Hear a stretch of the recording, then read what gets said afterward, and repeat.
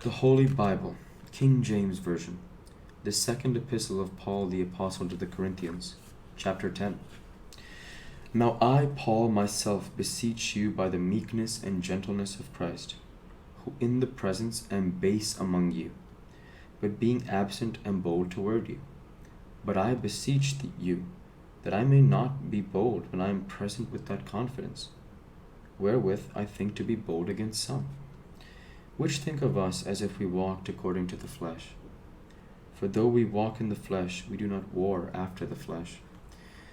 For the weapons of our warfare are not carnal, but mighty through God to the pulling down of strongholds, casting down imaginations and every high thing that exalted itself against the knowledge of God, and bringeth into captivity every thought to the obedience of Christ, and having in a readiness to revenge all disobedience, when your disobedience is fulfilled.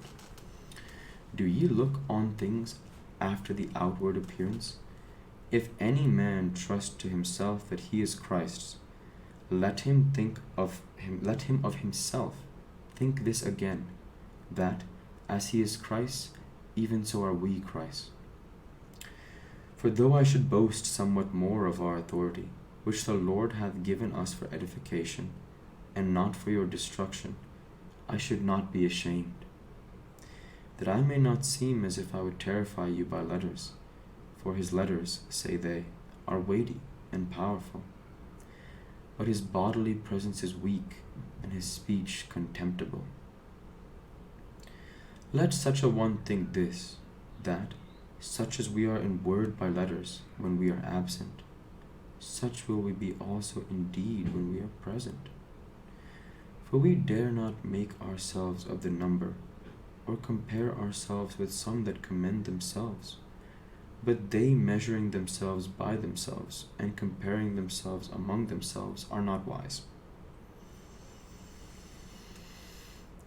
But we will not boast of things without our measure, but according to the measure of the rule which God had distributed to us, a measure to reach even unto you.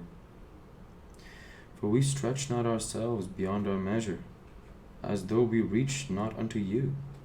For we are come as far as to you in preaching the gospel of Christ, not boasting of things without our measure, that is, of other men's labors, but having hope, when your faith is increased, that we shall be enlarged by you according to our rule abundantly, to preach the gospel in the regions beyond you, and not to boast in another man's line of things made ready to our hand.